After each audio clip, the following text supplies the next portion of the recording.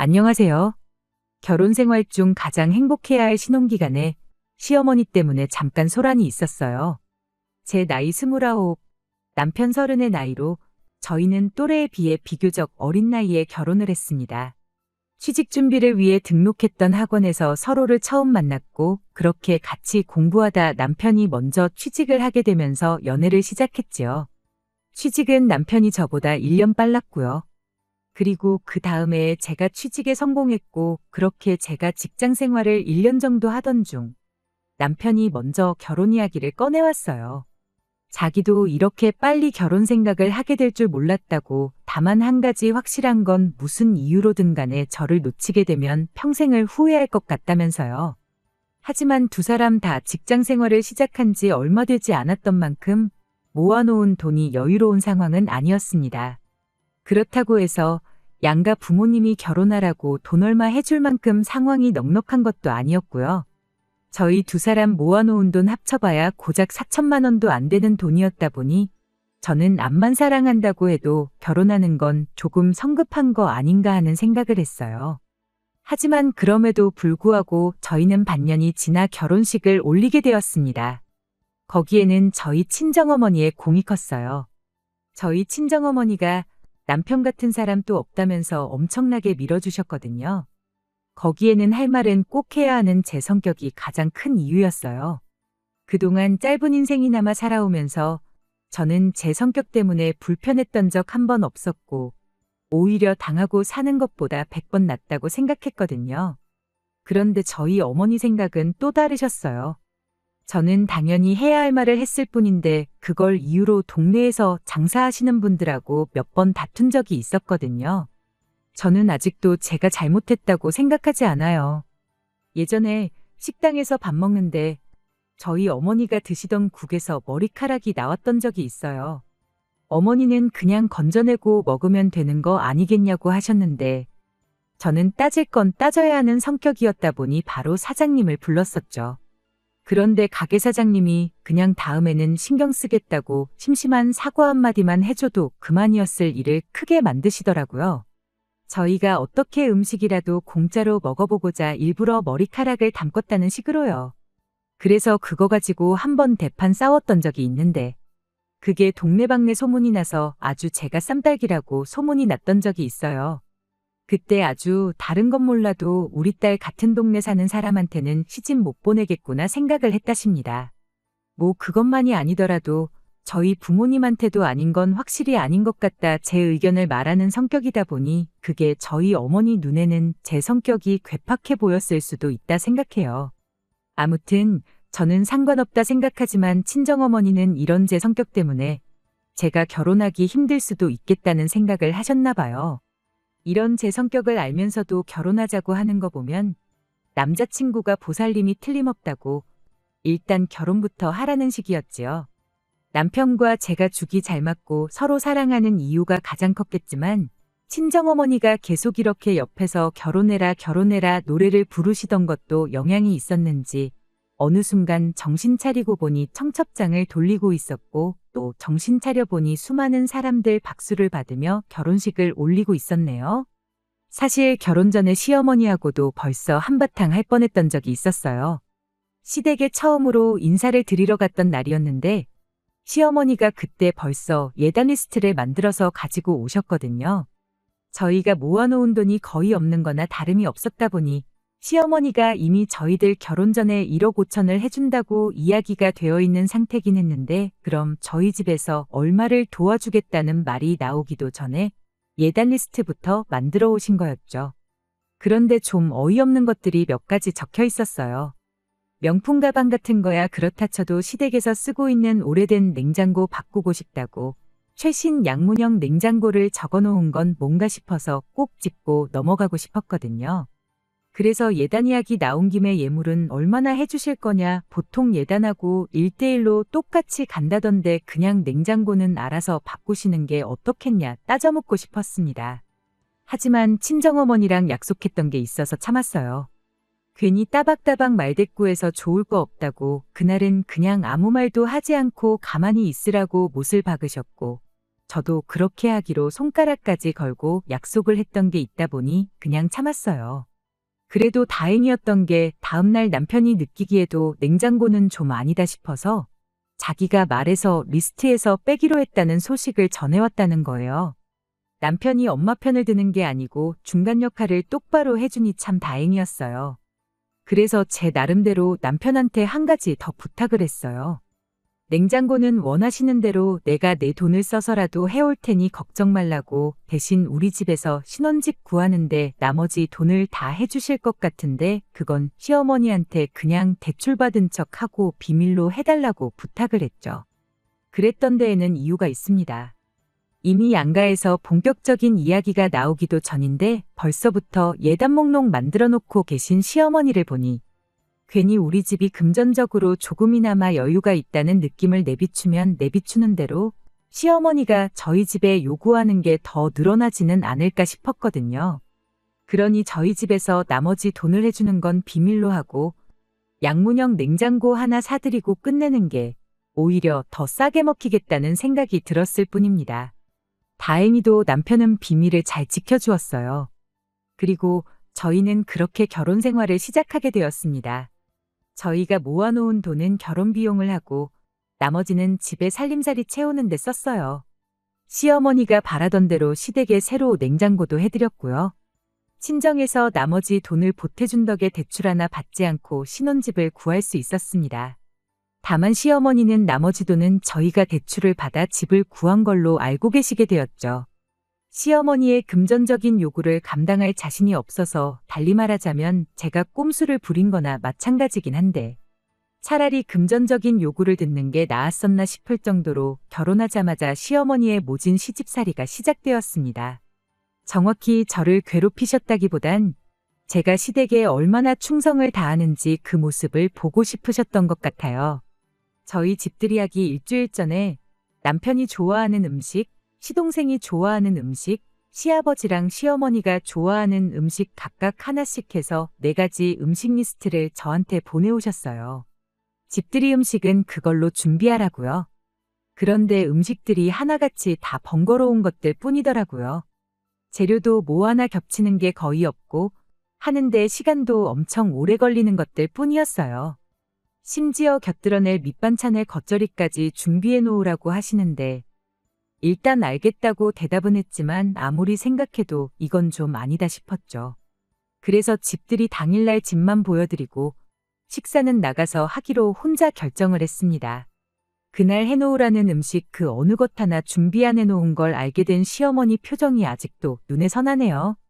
사람이 5밖에 없는데 뭐하러 번거롭게 음식을 많이 하냐고, 재료값 대충 계산해보니까 그 돈이면 그냥 소갈비 배 터지게 먹을 수 있을 것 같아서 그렇게 했다고 한마디 했죠.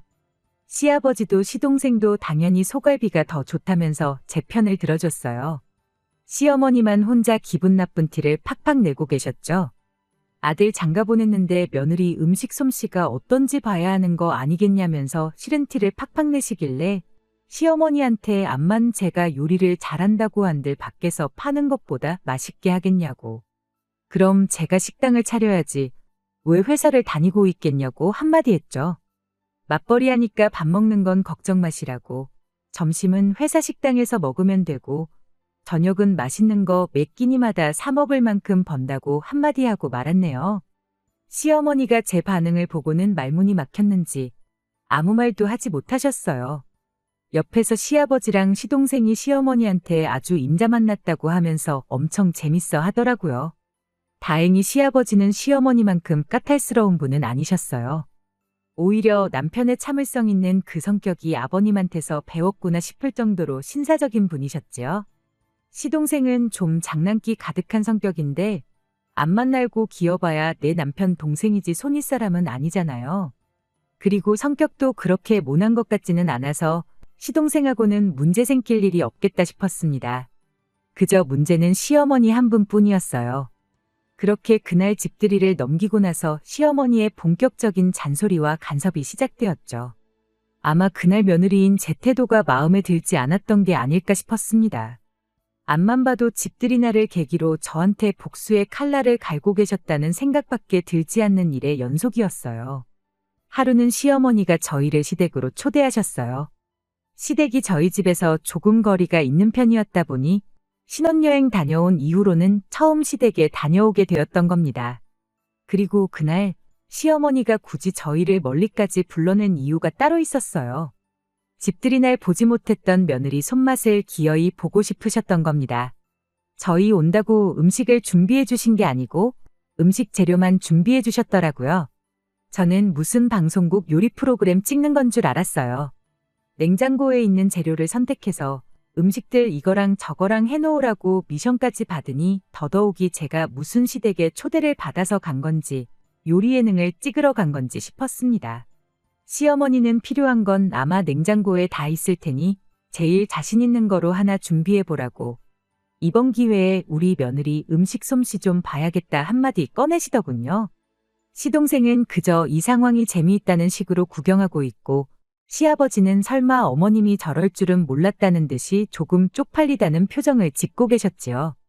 남편도 미안했는지 자기가 도와주겠다며 주방으로 따라 들어왔는데 시어머니가 당신이 며느리 손맛 보고 싶다고 했지 아들 손맛 보겠다고 한 거 아니라며 냉큼 거실로 남편을 부르더라고요.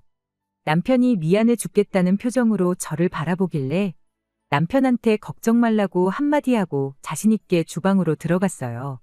마침 적당한 게 있길래 곧바로 두 팔 걷고 준비를 시작했죠. 음식 준비 다 끝나자마자 거실에 모여있던 가족들한테 준비 끝났으니 전부 다 오시라고 불렀어요. 시어머니가 제일 먼저 오셔서는 뭘 했길래 밥 준비하는데 10분밖에 안 걸리냐 장난치지 말라고 한마디 하시는데 제가 라면 끓여놓은 걸 보고는 너 지금 라면을 음식이라고 준비한 거냐고 한마디 하시더라고요.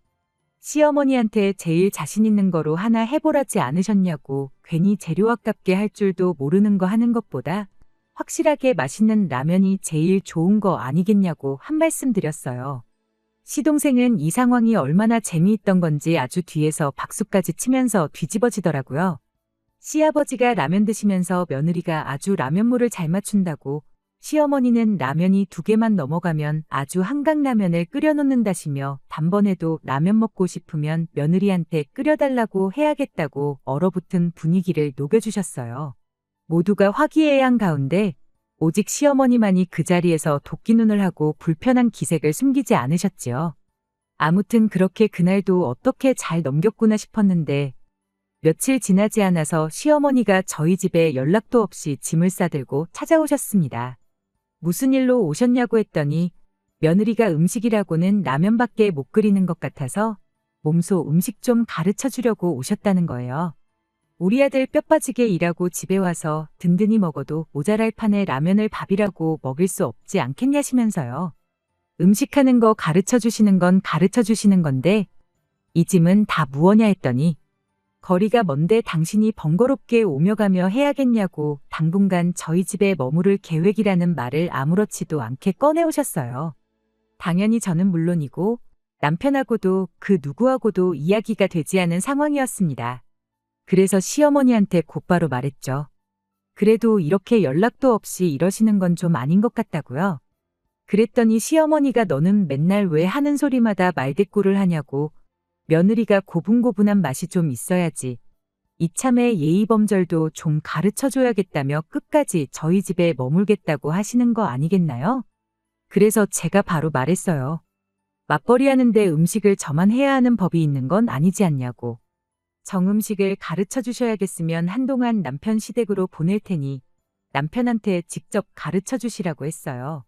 그랬더니 시어머니가 곧바로 태도를 달리하시고는 저한테 역정을 내면서 누구 보고 나가라 마냐 하는 거냐며 당신은 그럼 이 집에 지내면서 아들 챙겨줄 테니 나갈 거면 너 혼자 나가라고 소리를 고래고래 지르시더군요. 시어머니한테 이 집은 저희 집인데 왜 저만 나가야 되냐고 그건 좀 아닌 것 같다고. 정 그러면 저도 친정에 가 있을 테니 아드님 데려가셔서 음식하는 거 가르쳐 주시라고 그러면 공평하지 않냐고 한마디 했습니다. 그랬더니 시어머니가 너는 어른이 하는 말에 꼬박꼬박 말대꾸냐면서 한마디 하시고는 이 집이 왜 너네 집이냐고 아들 살라고 내 돈으로 해준 집이니 내 집이나 마찬가지라고 한마디 하시는 겁니다. 소유권을 주장하려면 남은 대출 다 갚고 그때 말을 꺼내라고 하는 소리나 마찬가지였죠. 그때 제가 큰 실수를 했구나 싶고 후회가 몰려왔어요. 시어머니한테 친정에서 돈 해준다는 걸 숨길 게 아니라 차라리 결혼 전에 시어머니랑 싸울 땐 싸우더라도 우리 집에서도 돈을 해주니 예단 예물 이런 거 바라지도 마시라 했었어야 했구나 싶더라고요. 그러던 중 타이밍 좋게 남편이 퇴근해서 집에 돌아왔습니다. 시어머니가 집에 와 계신 것부터 시어머니 표정이 안 좋은 것까지 보고는 상황이 좋은 상황임은 아니겠구나 단번에 눈치챈 남편이 먼저 시어머니로부터 제 앞을 막아서고는 무슨 일로 오셨느냐 한마디 묻더군요. 어머님은 당연히 아들이 당신 편을 들어주겠다고 생각하셨던 건지 어른도 몰라보고 말대꾸만 하는 며느리 버르장머리를 고쳐놓으러 왔다고 강한 어조로 한마디 하셨어요. 남편은 그 말만 듣고 무슨 일인지 어떻게 아느냐며 상황 좀 제대로 이야기해달라 다시 말을 꺼냈고요. 시어머니는 몸만 덩그러니 시집온 며느리한테 인생교육 시켜주려고 그런다면서 남편 오기 전에 저랑 나눈 이야기들을 다시 한번 읊으시고는 저를 이 집에서 내쫓아버릴 생각이다 한마디 하셨어요. 그 말을 들은 남편이 알겠다고 대답을 하고는 조용히 창고에 가서 가방을 하나 꺼내오더군요. 그러더니 주섬주섬 자기 짐을 챙기기 시작했어요. 시어머니가 그런 남편의 행동을 보더니 얘를 내쫓는다고 했는데 왜 네가 짐을 싸냐며 한마디 하셨고요. 남편은 시어머니께 사실 처가에서 집 살 때 돈을 해주셨다고 어머니 말대로라면 이 집에 돈 한 푼 안 내고 살고 있는 건 다른 사람이 아니라 바로 자기 자신이라며 집을 나가도 자기가 나가는 게 맞는 거 아니냐고 한마디 했어요. 몰랐던 사실을 알게 된 시어머니 표정이 단번에 굳기 시작했죠. 그리고 그 순간을 놓치지 않고 제가 한마디 꺼냈습니다. 당신이 나가면 나랑 어머님이랑 둘이서 이 집에 살아야 되는 거냐고. 그러긴 싫다고. 늦지 않게 우리 집에서 해준 돈만 돌려주면 내가 이 집에서 나가겠다고요.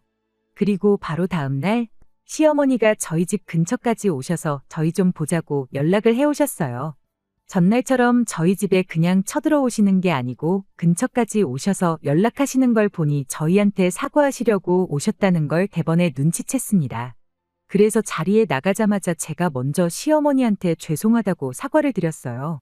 제가 사소한 다툼 피해보려고 했다가 일만 더 키운 것 같다고 저희 집에서 돈 해줬던 걸 숨긴 거 정말 죄송하다고요. 안 그래도 친정부모님한테 숨길 걸 숨겼어야지 하고 한 소리 들었다고. 어떻게 연락드려야 하나 고민하다가 또 어머님이 먼저 저희한테 연락하시게 만들었다고. 정말 죄송하고 쥐구멍이 있으면 숨고 싶다고 최대한 어머님 자존심 상하시지 않게 조심해서 사과를 드렸습니다. 시어머니는 제가 먼저 죄송하다고 나올 줄은 생각도 못 하셨었나 봐요. 이내 제 뜻을 눈치채신 건지 시어머니도 저한테 미안했다고 한마디 해주시더군요.